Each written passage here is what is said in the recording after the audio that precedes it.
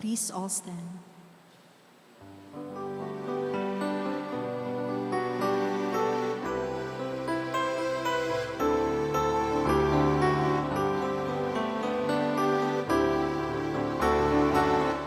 Hallelujah, hallelujah, hallelujah,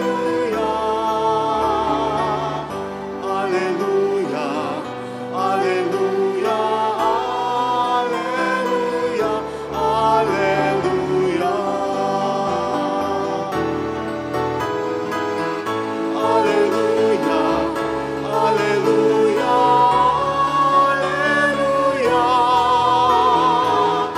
hallelujah, hallelujah, hallelujah.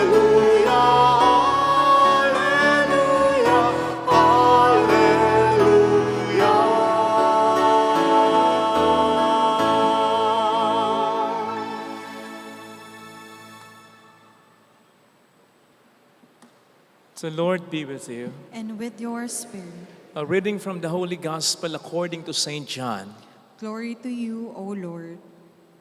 John was standing with two of his disciples, and as he watched Jesus walk by, he said, "Behold, the Lamb of God." The two disciples heard what he said and followed Jesus. Jesus turned and saw them following him and said to them, "What are you looking for?" They said to him, "Rabbi," which translated means teacher, "where are you staying?" He said to them, "Come and you will see." So they went and saw where Jesus was staying, and they stayed with him that day. It was about 4 p.m. Andrew, the brother of Simon Peter, was one of the two who heard John and followed Jesus. He first found his own brother Simon and told him, "We have found the Messiah," which is translated Christ. Then he brought him to Jesus. Jesus looked at him and said, "You are Simon, the son of John. You will be called Cephas," which is translated Peter. Sisters and brothers, the Gospel of the Lord. Praise to you, Lord Jesus Christ. Ano po ang bansag sa inyo? Yung tawag sa inyo, bukod sa pangalan ninyo, na madalas ay hango sa obvious o prominenteng nating katangian o bahagi ng ating katawan. Halimbawa, kulay. Kaya may tinatawag na, "Si puti si puti." Sobra kasing puti. Parang anak ng araw. May tinatawag na, "Nog-nog." Sobra kasing itim. Mata. May tinatawag na, "Chinito, chinita," kasi singkit sila. May tinatawag na, "Mata." Si malaki mata. May tinatawag na tuling, may tinatawag na banlag, kirat, at ang dahilan ay alam na natin, di ba? May tinatawag na baba, may tinatawag na kalbo. Parang may yumuyuko na sa inyo. At parang gusto nyo sabihin sa akin, "Tama na, Father. Tama na, tinatamaan na ako." May mga katawagan din, kabansagan din sa atin, na dulot ng ating katangian o kakayanan. May tinatawag na palos kasi mabilis. May tinatawag na belekoy kasi napakakunat, napakakuripot. May tinatawag na manok kasi kung tumulan ay mataas, lalo na sa basketball. Ang mga katawagan, bansag na ito, madalas ay nagtatagal kung nakabatay sa katotohanan. At kung na-enjoy, pinangangatawanan pa nga nung binansagan. Ito ang dahilan kung bakit habang ginagawa ko yung sermon na ito, tinawagan ko yung isa sa best friends ko na si Father Michael Antonio, naka-assign sa Kabihan San Ildefonso, Bulacan. At tinanong ko talaga siya, "Mards, pre, ito yung kauna-unahan kong tatanong sa iyo ito, ha? Be honest with me, ha? Kasi kung ano man ang maging sagot mo, I'll take it. Kung talagang na-offend ka, magsasorry ako sa iyo.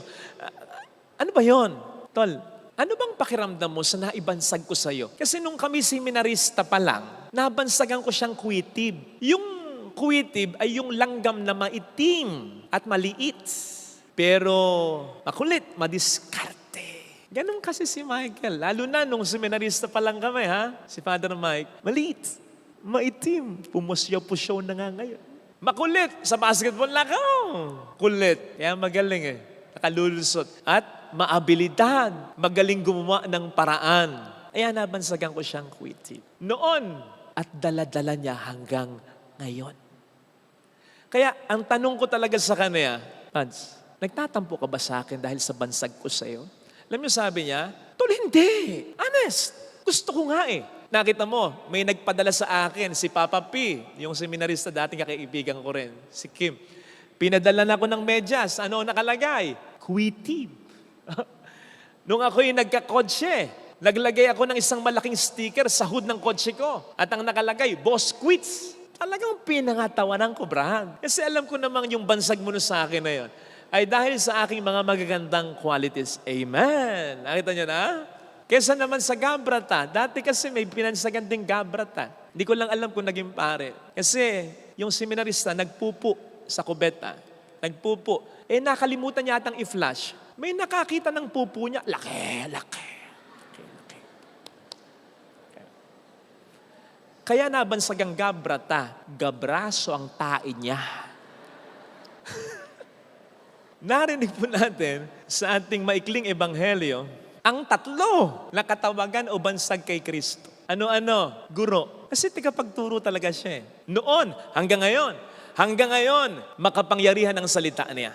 Ano pang tawag sa kanya? Kordero ng Diyos. Bakit? Siyang walang baktig, dungis na kordero o isasakripisyo sa Diyos para sa kaligtasan ng tao. O di ba't hanggang ngayon, yan ang bansag natin kay Jesus? Kordero ng Diyos na nag-aalis sa mga kasalanan ng sanlibutan. Mahawa ka sa amin.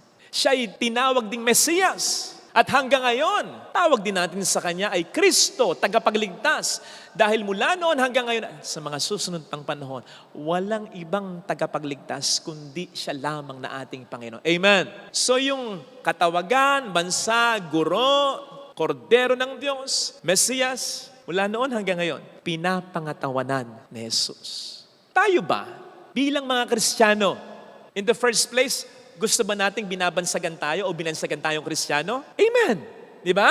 Kristiyano ko. Proud akong Kristiyano. Ang tanong, napapangatawanan ba natin ito? Baka naman may mga ginagawa tayo na salungat dito. Kaya nababansagan tayo ng ibang bansag ng ibang tao. Dati pa, lumakad kami nung dalawa kong kaibigang babae. By the way, may mga edad na to kaysa sa akin ha, mas matatanda at may mga asawa na. By the way, for the sake na mga chismosa. So, nauna kami nung isa kong kaibigang babae sa aming meeting place, kaming tatlo, dumating yung isa. Nakasimangot. Sabi ko, Esther, sino naghatid sa'yo? Sabi niya, si Taksil. Si Taksil? Nahuli pala niya, pinagtataksilan siya ng kanyang asawa. Kaya Taksil na ang tawag niya. Sumagot yung isa, ako nga natawag ko ng Judas. Yung asawa ko, pahalik-halik pa. Judas pala, niloloko ko. Sabi ko, pangapari ba kayo? Sabay sila. Bakit? Nagbibinyag kayo ng ibang pangalan sa tao. Seriously, brothers and sisters, nang binyagan tayo, bukod pa sa ating pangalan, binigyan tayo ng pangkalahatan at mas mahalagang katawagan. Tayo'y mga Kristiyano. Napakaganda ng sense ng bansag na ito. And I don't think ito ay bansag lamang sa atin na kung sino mang tao, sapagkat kung tutuusin, ito yung sinasabi sa ating second reading ni San Pablo, yung sense ng Kristiyano, tinubos ni Kristo. Templo, pinananahanan ni Kristo, yun ang Kristiyano. Kaya kung iko-connecta sa ating unang pagbasa sa kaso ni Samuel na tinawag ng Diyos, divine calling ito. Ang Diyos ang siyang nagbansag. Sa totoo lang sa atin ito. Sapagkat gusto niyang mabuhay tayo at mamatay bilang mga Kristiyano. Yung habang tayo nabubuhay, hayag, lantad, obvious na tayo'y Kristiyano. Hindi dahil sa tayo'y nag-aantanda ng krus, hindi dahil sa tayo'y may suot-suot na krus, hindi dahil sa tayo'y nagdarasal ng Santo Rosario, kundi dahil tayo'y nagpapakabuting tao. Nakikita sa buhay natin si Kristo. At yun din ang nais ng Diyos na pag namatay tayo, pagharap natin sa Kanya, mababanaagan pa niya yung puting kasuot ang sinuot natin nung tayo'y bininyagan at yung langis ng krisma na tinatak sa ating bumbunan, makikita at makikita pa niya sapagkat ang ating pagiging Kristiyano ay ating pinangatawanan. At hindi yung itatanong pa sa atin, whether directly or indirectly, sa isip nila or vocally, Kristiyano ka ba? And worse, magugulat pa. Kristiyano ka? Talaga? Yang asta mong yan? Yang buhay mong yan? Kristiyano ka nga bang talaga? Pag sinabing Kristiyano, dapat mabuting tao. Si Father Fidel ay obligado ako na maging mabuting tao. Bakit? Hindi dahil pari ako, kundi dahil Kristiyano ako. Ikaw rin, tayong lahat na Kristiyano, obligadong maging mabuting tao. Sa huli, dun tayo huhusgahan. Naging mabuting tao ka ba? Ano man ang estado mo sa buhay, naging sino ka man sa mundong ito. Ang problema sa atin ay ganito, ha? Dati, hindi dito, dati pa. May nangumpisa sa akin, ang kasalanan niya ay nanood siya ng porn and then he engaged to masturbation. Ito sabi niya, nakaka-guilty nga, Father Kasi sa kwarto ko, may image ni Jesus at ni Mama Mary. Kaya po ang ginawa ko talaga, nilabas ko muna. Nahiya pa. Kaya ang tanong ko sa kanya, sa palagay mo, sa ginawa mo, bumaba kahit konti yung kasalanan mo? Di po, Father. Bakit? Kasi alam ko, nakita din nila yung ginawa ko. That's it. Tama.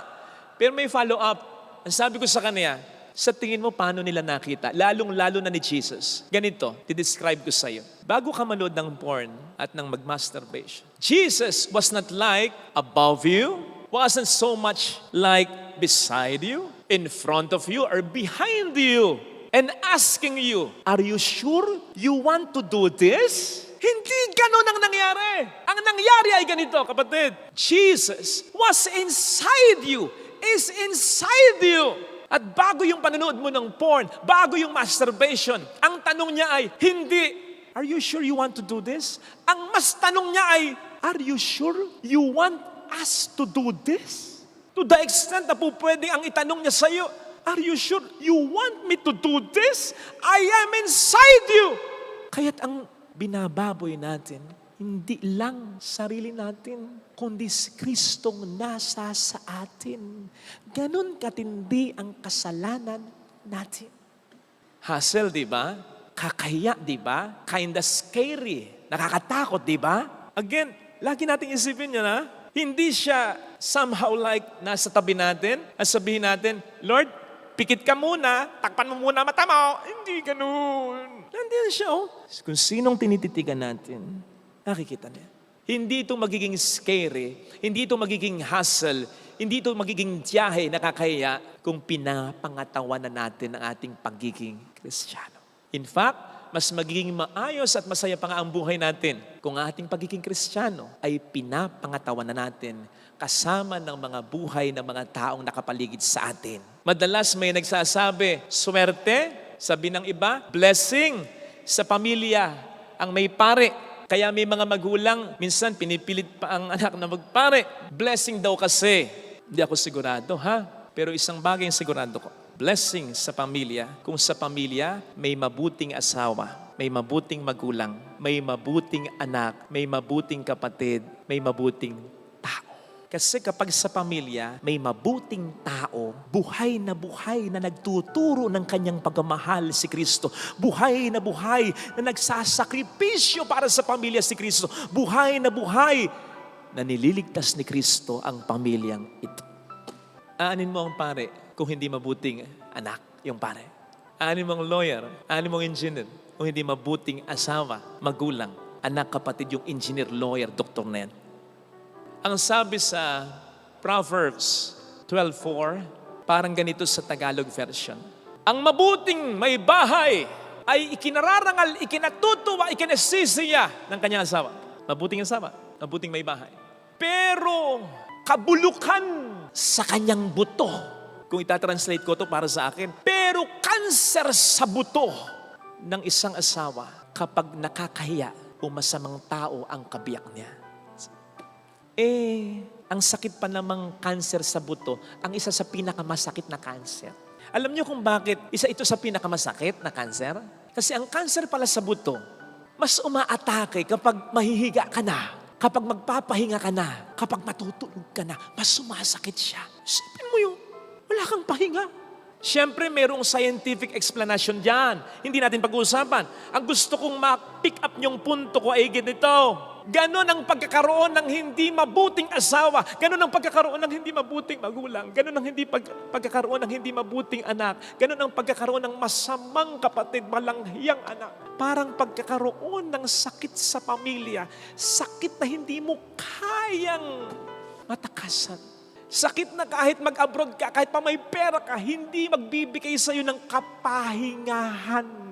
Sakit na matagal maghilom, sakit na matagal maglunas, sakit na kahit kala mo gumaling ka na pag naalala mong iniwan ka ng asawa mo, kinahasa ka ng tatay mo, nilapastan ka ng kapatid mo, kahit matagal na panahon, maiyak ka. Maalala mo lang, maiyak ka. Kahit kala mo magaling ka na. Kaya, kung wala tayong kapamilyang ganyan, bagkus ay meron kang mabuting asawa, mabuting anak, mabuting kapatid, mabuting magulang, kapatid magpasalamat ka sapagkat yun ay paldo-paldong biyaya na. Anong sabi natin? Lord, kahit walang masyadong pera, wala lang sanang magkakasakit sa pamilya. Tama? E di parang ganito lang din yan kung i-connect na natin sa ating pinag-uusapan. Lord, kahit walang masyadong pera, kahit kipit sa pera, wag lang mayroong membro ng pamilya na magbibigay ng sakit ng ulo, dudurog sa puso, magbibigay ng problema sa pamilya. Sana mga kapatid ito ang ating pagdasal na biyaya sa banal na misa. Wag mo lang ipagdasal na wag kang magkasakit o walang magkasakit sa pamilya. Sapagkat kahit pa magkaroon ng sakit, natural yan, dumating yan Kahit nag-iingat ka, nagkasakit ka, masakit yon. Pero mapagdutulong-tulungan yun ng pamilyang nagmamahalan. Pero yung lukuhin mo yung asawa mo, lapastanganin mo yung anak mo, bastusin mo yung magulang mo, itakwil mo yung kapatid mo dahil lang sa pera, kasawapangan mo, sakit na matindi yon sa pamilya. Parang cancer yun. At yung cancer na yon, kahit malakas ka, parang binibigyan ng taning ng buhay mo. Wag sana. Mga kapatid, ang misyon natin bilang mga Kristiyano ay maging mabuting tao. At yung pagiging mabuting tao na yan, saan nagsisimula? Sa pamilya. Bago ka maging mabuting pare, doktor, cashier, engineer, trabahador, maging mabuting ama, ina, magulang, kapatid, anak ka muna. Ito sana ang hiling nating biyaya sa ating banal na misa. Lalo pat sa Ebanghelyo, tinawag si Pedro bilang Cephas o bato. Bato ng simbang itatatag ni Kristo. Tandaan po natin, ang munting simbahan ay ang ating tahanan. Maging solid nawa tayong pundasyon ng pamilyang ating kinabibilangan. Ito sana ang hiling nating biyaya sa ating banal na pagdiriw.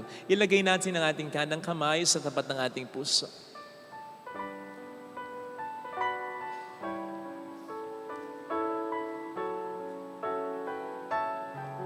Awitin natin, alam kong may magagawa ang Diyos.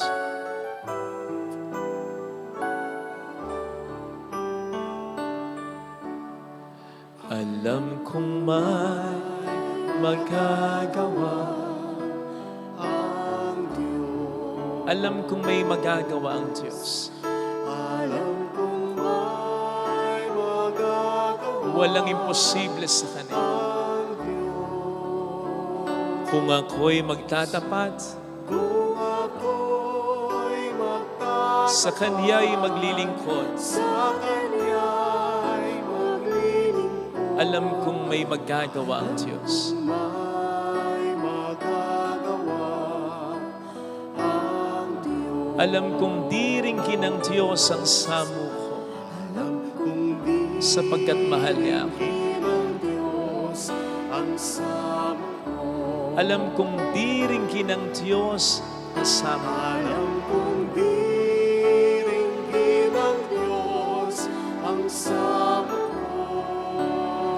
Kung ako'y magtatapat, Kung ako'y sa Kaniya'y maglilingkod, sa Kanya'y maglilingkod, alam kong diringhin ng Diyos ang samo. Pikit natin ang ating mga mata. Panginoon, bago ko humingi ng ibang biyaya mula sa iyo, ang hinihiling kong biyaya ay para sa pamilya ko. Sapagkat ito ay pinagkatiwala mo sa akin para alagaan ko, para papagyamanin ko, para paligayahin ko, maging regalo nawa ako sa kanila. Kahit na kung minsan hindi sila nagiging regalo para sa akin. Dahil pinasasama nila ang loob ko, sila ang dahilan kung minsan o kadalasan ng pag-iyak ko, ng sama ng loob ko, ng sakit ng ulo ko, tulungan mo pa rin po ako sa misyon na ito, na itaguyod ang pamilya. Hallelujah! Purihin ang Diyos. Hallelujah! Pasalamatan siya. Siya ay muling babalik sa atin. Hindi niya tayo iiwan. Hindi niya tayo pababayaan. Paniwalaan natin. Hallelujah! Purihin ang Diyos. Hallelujah! Sa takdang panahon ay babalik ang Panginoon upang tayo ay kunin. Tapat siya sa kaniyang mga pangako sa atin. Sabihin mo sa iyo, mayroong magandang mangyayari sa iyo. Hindi magsisinungaling ang Biblia. Nangako ang Biblia ng biyaya para sa mga mapagmahal na anak sa kanilang mga magulang. Sinasabi sa Biblia na hindi pakikinggan ang dasal ng isang asawang hindi gumagalang, hindi nagmamahal sa kanyang asawa. Sinasabi ng Biblia na dapat huwag pagalitan ng labis ng magulang ang anak nila. Hindi magsisinungaling ang Biblia sa pagsasabi sa atin na dapat nating alagaan ang ating pamilya. Papuri sa Ama at sa Anak at sa Espiritu Santo. Kapara ng sa unang-una, ngayon magpakailanman at magpasawalang hanggan. Amen.